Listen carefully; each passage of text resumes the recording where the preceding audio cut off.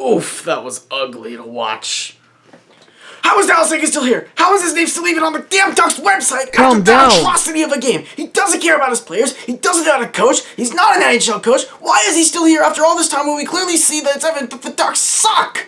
Get rid of this guy. It's pathetic to watch. He just doesn't give the players the ice time that they need to. He doesn't know how to manage his defense. He's at least okay with shootouts, but that doesn't matter. He doesn't know how to manage the basic aspects of an NHL hockey game. Get rid of him. Fire Dallas Aikens. Boy, at this point of the season, can we really be this mad? Honestly, it's a toss-up. The Ducks have just been so bad this season that I have almost just resorted to not watching the games at all. But it's my team, so I should watch just to stay loyal to them, because I love my hockey team, even when they suck. Alright everybody, let's take a look at today's, or the game that we played on Friday against the San Jose Sharks, and talk about our next game as part of a 5-game road trip in Eastern Canada.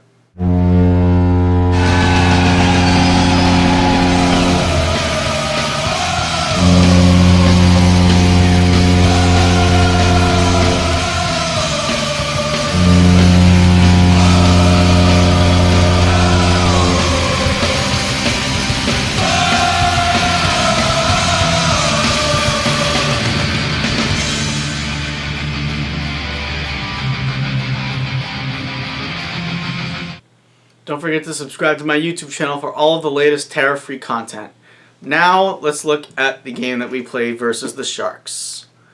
And in this game, oh god. Ducks lose 6-1 to the San Jose Sharks.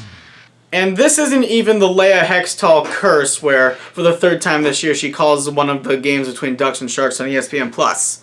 You could really just throw that out of the equation. This is a game straight up the Ducks failed to show up and even show a modicum of effort outside of Trevor Zegras.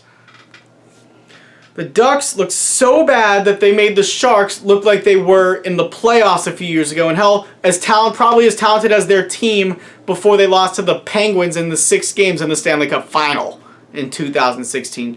Dear God, the Sharks looked elite in this game. It all started with a classic defensive breakdown leading to a Timo Meier goal, 1-0 Sharks. Defenseman Scott Harrington, off of a slap shot from about 45 feet, bangs it past John Gibson. Wait, why did you guys start John Gibson in this game? Are you kidding me? Anthony Stolarz started the last 2 times the Ducks and Sharks played, and he was good. Maybe not great, but he won you the game, and he was better than John Gibson. Why did you guys start John Gibson? Is it because Dallas Aikens forgets that Anthony Stolarz exists? Apparently so. Are you sure about that? Scott Harrington makes it 2-0 on a power play because of another Dmitry Kulikov penalty. Erik Karlsson makes it 3-0 and he's still on fire. And then I just want you to vintage What did he say? the most WTF moment of this season and a clip that sums up the Ducks season all too accurately. Take a look at this absolute abomination. Or here it is. Oh.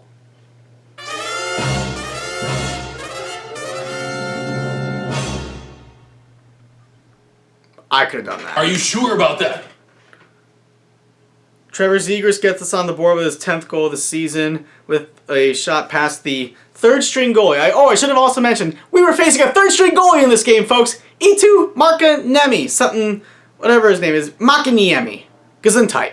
So, Eetu Makiniemi making his first career start, and of course, he nearly shuts out the worst team in the NHL. Can you even count that? He didn't even face a real team. He faced what seems to be the equivalent of a Pee-wee team these days. Heck, I bet an ECHL team could do better than this. Most AHL teams would do better than this. And then 2 more goals for the Sharks in the third period to make them win the game 6-1. Now let's take a look at our game against, or 2 games to start the 5-game road trip. Alright, so 2 games to talk about to start off our 5-game Eastern Canadian road trip, and we will start with the Ottawa Senators. The Senators played us last on Black Friday. Still not the greatest record at 11-14, but that's still much better than our 7-18 record. Ottawa has still the 7th worst record in all of hockey. Seventh worst record of all hockey at 11-14-2 compared to our 7-18-3. They're not going to make the playoffs, obviously, but they still put up a better effort than the Ducks do, and they have more disciplined players. And one of those guys is Brady Tkachuk, leading the team in goals with 12, leading them in assists with 19, and points with 31 overall. Over his last 5 games, defenseman Thomas Chabot has been really hot. In his last 5 games, he has had 6 points and 3 goals. Keep your eye on the big defenseman, 6'2", 195 pounds, wearing number 72.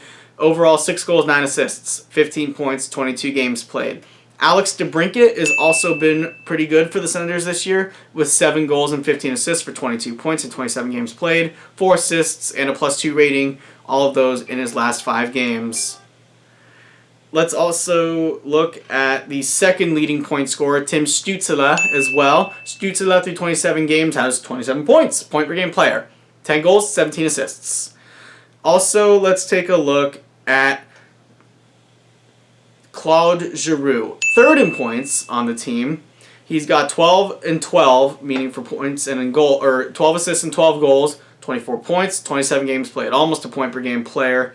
And one more guy to keep an eye on. He scored against the Ducks, and I'm expecting him to score again against us, Derek Brassard.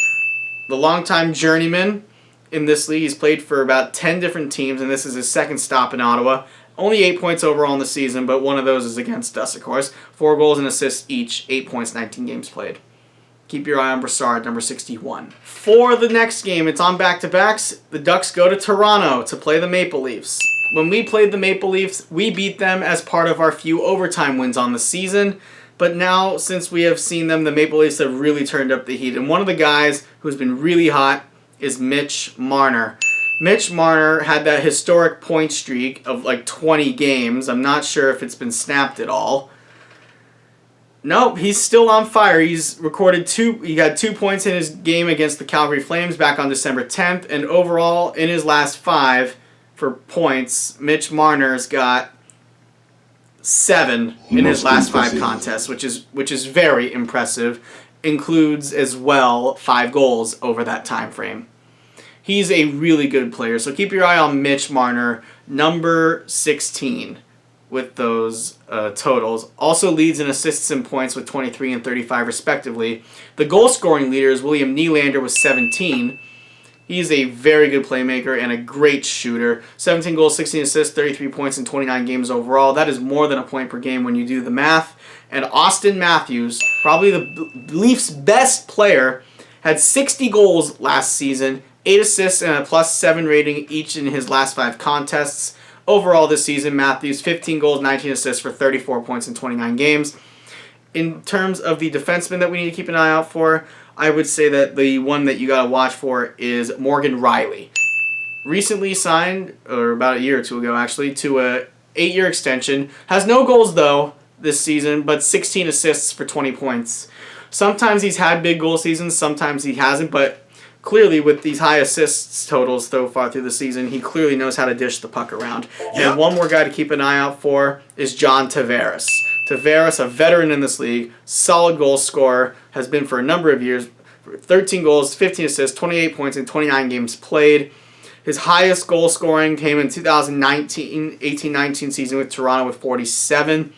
That's his only season of which he has scored over 30 goals with Toronto, but he has scored over 30 goals in a season multiple times, so he's a really good player. For the Ducks, let's keep an eye on Trevor Zegras, who scored his 10th goal of the season against the San Jose Sharks. Zegras is second in this team with assists with 13. He also has 23 points on the season through 28 games played. Troy Terry leads us in all of the major offensive categories, being goals, assists, and points, 11, 16, and 27 respectively. In terms of goal scoring, Zegras is second to him, just like he is in points. Let's also keep an eye on Ryan Strome, who won the game against Carolina. Let's also keep an eye as well on Cam Fowler, who's been racking up a few more points as of late. 3 goals, 12 assists, 15 points. If Cam can keep up that point scoring, it will help this team to an extent. And let's also keep an eye on Max Comtois with 5 goals on the season so far and no assists for 5 points. I think he'll have a decent game in one of these two contests. As for the predictions, the Ducks are going to lose both. With Gibson starting against the Senators, I have the Ducks losing in this game by a score of 4-1, and the game in Toronto, I see that one going to overtime again. Are you crazy? The Ducks will lose again to Toronto by a score of 3-2. All right, everybody, that's my predictions, and that's the episode. What did you think? Comments below. Remember to click the like button, subscribe to my YouTube channel if you have yet to do that already, and click the bell up there to be notified when I post new content to my channel. Have a good day, everybody. Stay safe. Let's go, Ducks. Let's get a win.